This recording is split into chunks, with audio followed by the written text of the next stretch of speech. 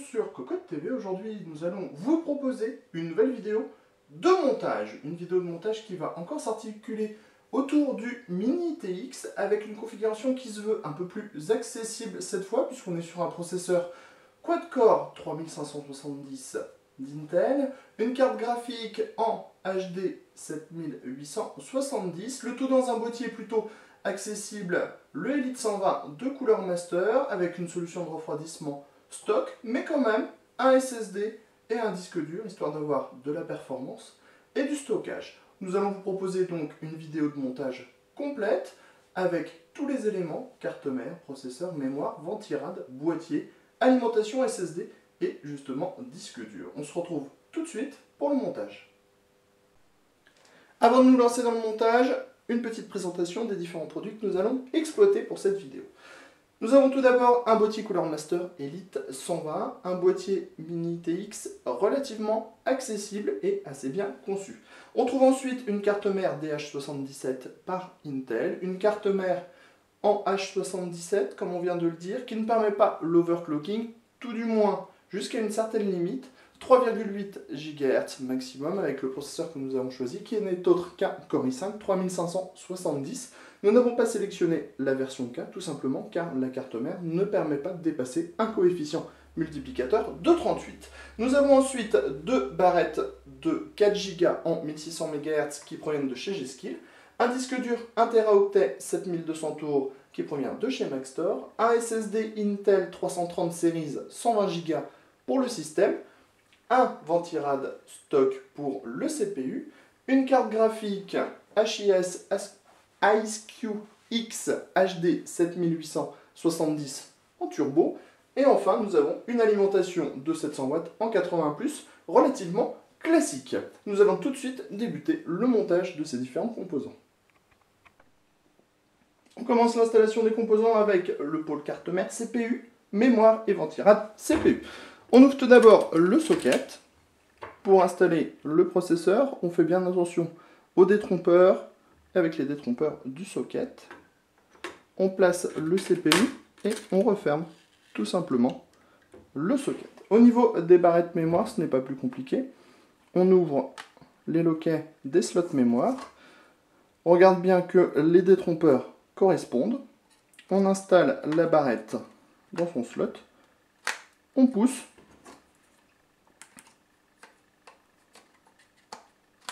Et la mémoire est donc installée. Reste le ventirad CPU, ventirad qui est un modèle stock avec de la pâte thermique pré-appliquée. On le place au niveau du socket. On fait attention à ce que la prise soit à proximité de la prise CPU. On regarde que tout soit bien au niveau des trous du socket. Il reste ensuite juste à pousser pour bloquer les push-pins. La fixation est faite et on relie tout de suite le CPU à la prise CPU fan, histoire de ne pas oublier cette étape au dernier moment et de se retrouver avec une erreur au démarrage. Tout de suite, on place le tout dans le boîtier. Dans un premier temps, il nous faut ouvrir le boîtier. Pour ceci, on a des petites vis à retirer à l'arrière de ce dernier.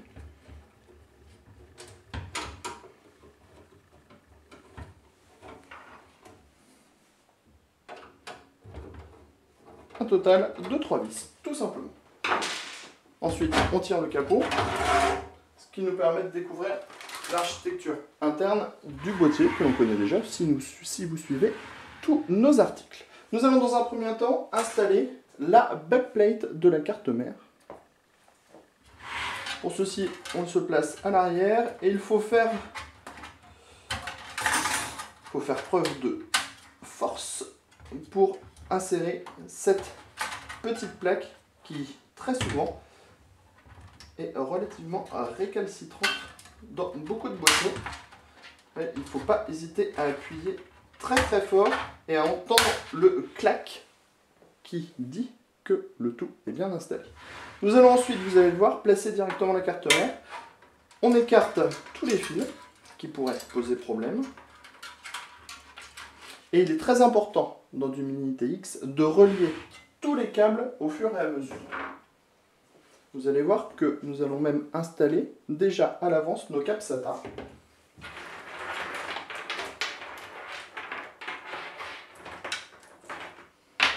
Sur la carte mère. Sur les ports SATA 3, nous allons installer le nécessaire pour les disques durs.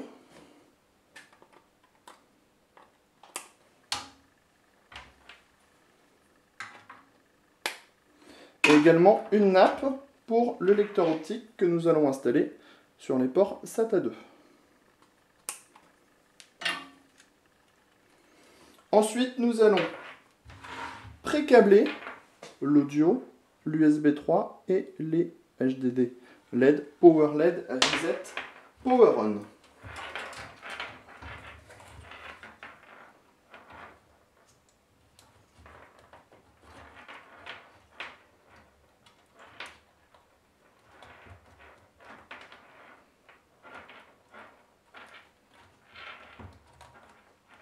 Vous voyez, c'est que si cette opération est faite plus tard, il sera bien plus compliqué d'avoir accès à tout.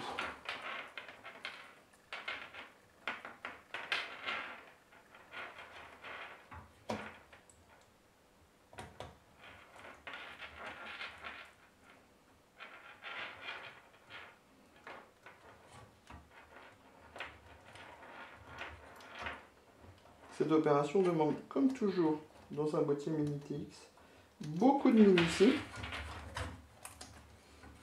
Et ce n'est vraiment pas l'opération la plus simple à réaliser. Voilà, le câblage des ports est fait. On installe la carte mère en la faisant glisser légèrement dans la backplate. On installe tout de suite le HD audio.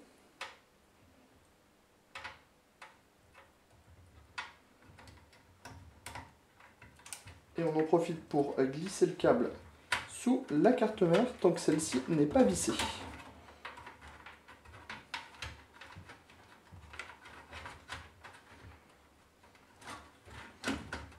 Comme ceci. On s'arme après de 4 petites vis. Et on vient fixer la carte mère à 4 endroits sur les plots qui sont déjà préinstallés au niveau du boîtier.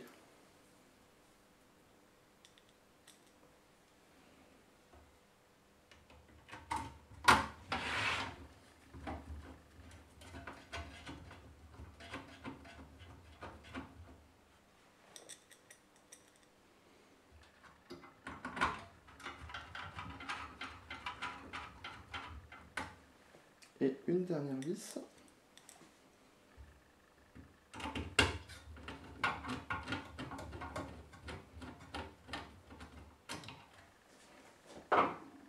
Nous allons placer l'USB 3 sur la carte mère.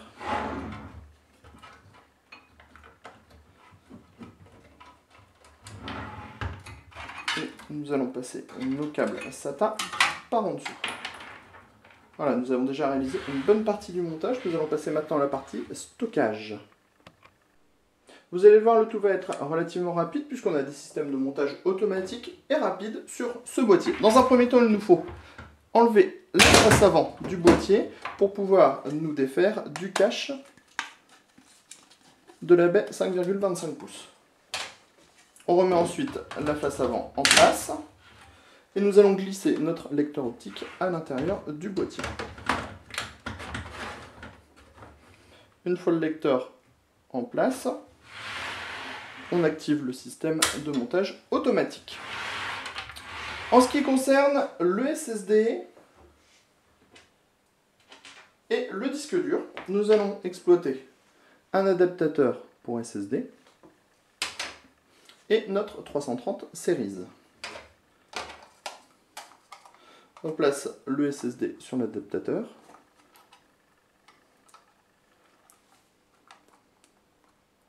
On s'arme ensuite de quelques vis.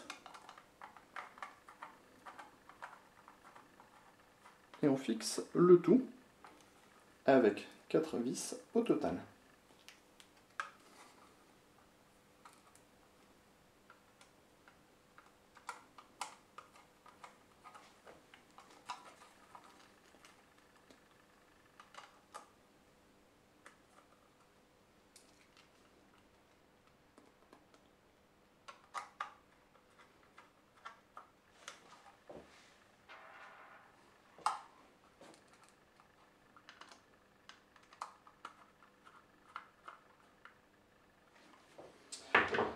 Ensuite, on attrape les rails de montage, on les place sur l'adaptateur, comme ceci,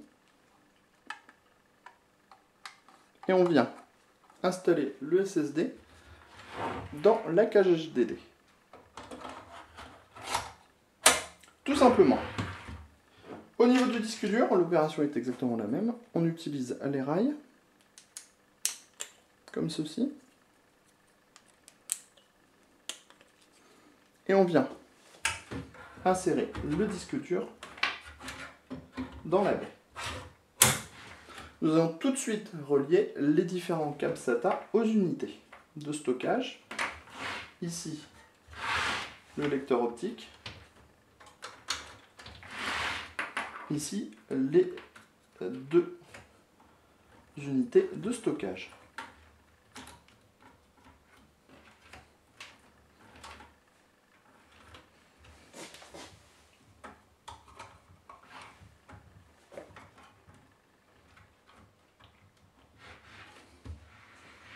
Prochaine étape, la carte graphique. Cette dernière va prendre place sur le côté. Il faudra donc veiller à bien installer correctement les câbles des connecteurs additionnels. On voit, nous avions oublié d'installer notre petit port ici pour l'USB. Il faudra bien faire passer les câbles sur le fond du boîtier afin que ces derniers ne viennent pas gêner pour l'installation de la carte graphique. La carte graphique, la voilà, vous allez voir, elle loge très facilement à l'intérieur du boîtier. On a largement la place de travailler. Il suffit juste après de l'insérer dans le port PCI Express 16X de la carte mère, comme ceci, et de la fixer à l'aide de 2 vis.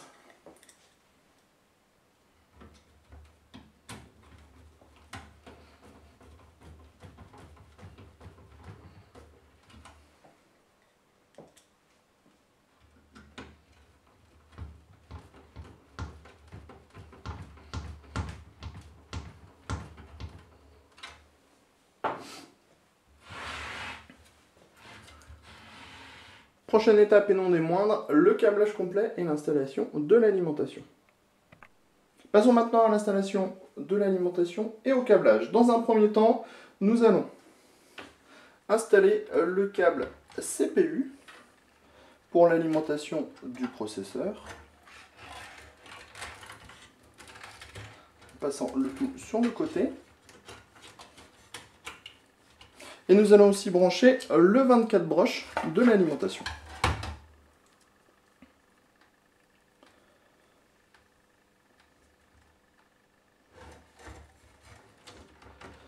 Vous allez très vite comprendre pourquoi il faut faire ces opérations en premier.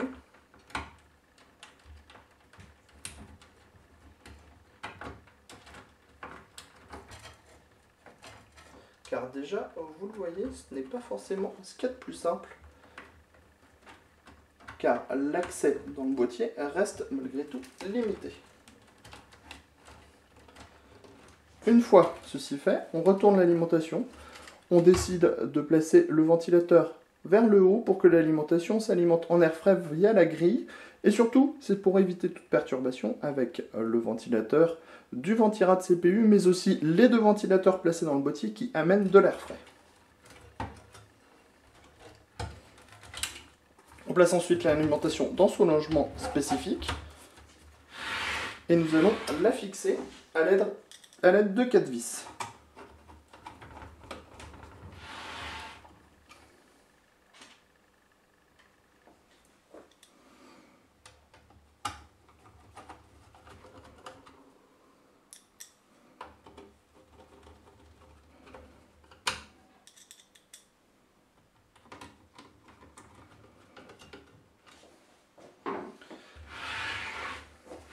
Une fois ceci fait, nous allons placer les câbles bien à l'intérieur du boîtier, dans la partie qui reste libre à l'intérieur. Nous allons ensuite installer les câbles pour la carte graphique. Les deux PCI Express.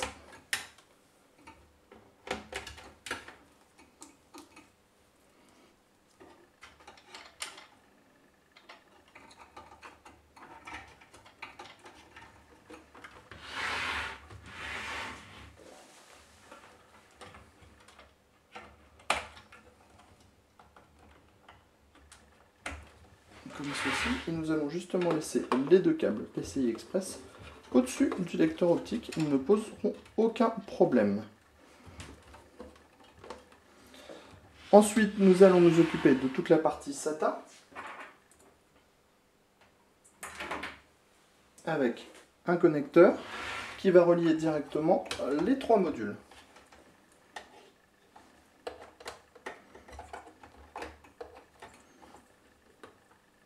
À savoir le lecteur optique, le SSD,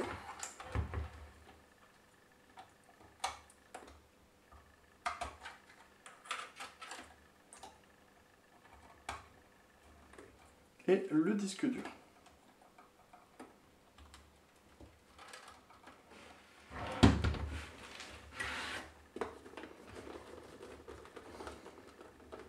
Nous allons exploiter un dernier câble, histoire d'alimenter les différents ventilateurs du PC, grâce à deux connecteurs Molex vers 3 pins.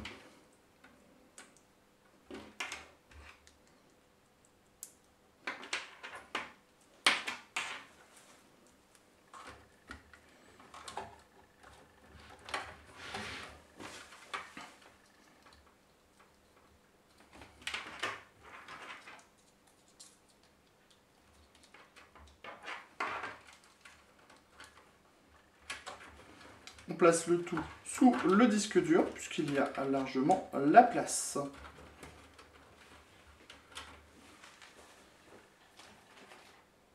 Nous allons exploiter quelques petits colliers,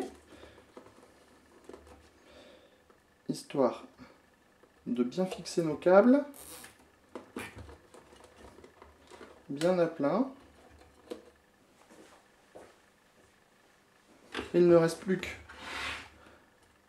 qu'à replacer le capot complet pour refermer la machine et donc la mettre en route afin de l'exploiter. On le voit, le tout ferme sans peine. Il reste nos trois petites vis à placer à l'arrière. Nous allons remplacer le tout par des vis à main pour plus de praticité.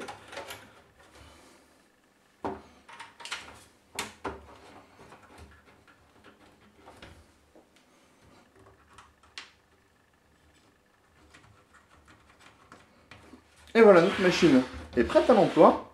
Il ne suffira plus qu'à appuyer sur le bouton Power pour profiter des joies de la puissance du CPU et de la carte graphique. Sur ce, on vous dit à très bientôt sur Cocotte TV pour des nouvelles vidéos de montage et de présentation.